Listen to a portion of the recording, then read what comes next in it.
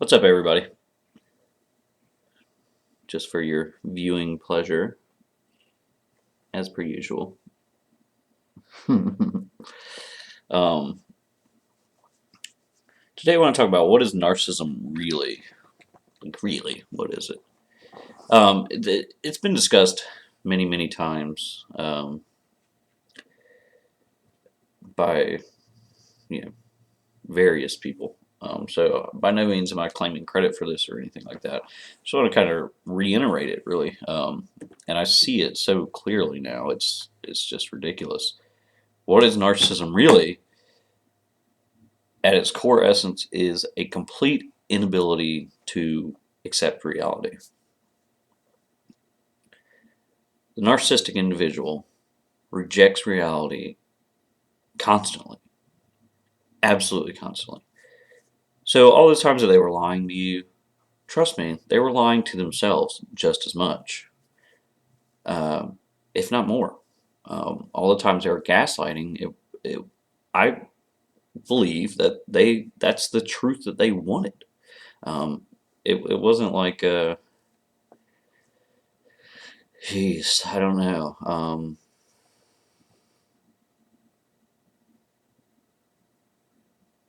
It's just it was their way of trying to make that the reality.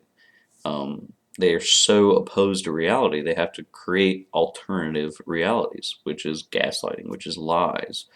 Um, why they have a harem? It's because any moment spent alone is a moment that you have to face reality. Sit alone in a room for 20 minutes by yourself, no noise, no nothing, no entertainment. You start to face reality, and that is simply what they cannot do. That's why if you didn't pay them enough attention, they're immediately seeking it somewhere else. It's to divert themselves from having to face the truth of what's going on, who they are. Um, why you get discarded eventually, I believe, is because at some point you start shoving reality. You're getting so frustrated, you start shoving reality in their face. That's why they blow up. They can't handle it. I posted a video of a narc rage attack a long time ago, and what you really saw in that video was me shoving reality in their face over and over and over again. No, this is reality. This is reality. This is reality. This is reality. And you saw the explosion, just absolute fucking explosion, because they don't want to face it. They can't face it. You know, and that's why you get discarded eventually, because you're so tired of their fucking bullshit that you just start. Eventually, you attack back, and you attack back with reality. You go, look, this is fucking what's happening, and then they get so sick of it, and so sick of trying to, it must be a monumental task to avoid reality 24/7. So they get sick of it, and they're like, well, fuck it, I can go play pretend with somebody else, and I once again I get to escape reality. I've seen that time and time and time again. Um, and then along the same lines, that's why you'll see a narcissist once reality hits them. Oftentimes, you'll see them leave the area and move away, or something of that nature, so that they can start yet again another alternate reality to where they don't have to face the facts. Um, and it's really what I would say. It's a sickness of the weak-willed, a sickness of people that can't, just handle things at all. And where does it come from? I mean, the only thing that I can possibly conceive is that something so traumatic happened in their childhood, or maybe repeated instances happened in their childhood, that reality was just too hard. Let's say you're a narcissistic female, and when you were 5 years old, your dad came home and raped you every day. Um, I can see in that instance that reality would be just too hard to face. So where do you come up with new realities? Um, where do you come up with this dream world that you actually want to believe because the real world is too painful? Uh, a lot of that is the media. We've talked about this before, how they are constantly in the media and copycatting the media, um, mirroring the media. Uh, that as a young child, that's one of your only sources for a vision of a perfect world. Um, on top of that, a lot of it just comes down to your own imagination, what you want to believe. When you look in the mirror, you want to believe that you're a supermodel. If you're semantic, if you want to believe you're some genius, then you look in the mirror and you just start to imagine that you're a genius. It's a complete, just seriously, a fake fucking reality that they live in. Like I say, it has to come from like severe trauma as a child, um, and it has to be on an extremely bad level. Because I've been through a lot in my childhood. Was abused emotionally and physically pretty regularly. Um, but I still never, it never, it wasn't bad enough to where I got to this like point where I had to make things up and live in this dream world. So it has to be something very serious. And the problem with that is that none of the narcissists want to talk about this sort of stuff. If you approach a narcissist and you ask them about their childhood, they'll pretend it was, great.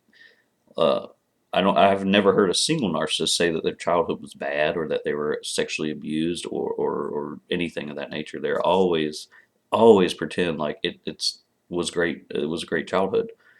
Um,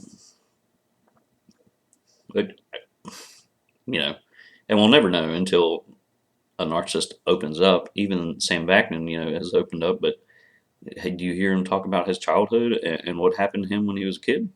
No, you don't, and you won't. Uh, More than likely, they don't even know themselves what happened in their childhood. It's probably literally just has been completely overridden with other shit. Um, they don't have a memory of any of it, um, or they've replaced that memory with some kind of alternate memory. Uh, I see this a lot with a narcissistic caretaker when I discuss or try to discuss things that happened, 15, 20, 25 years ago. They cannot face that.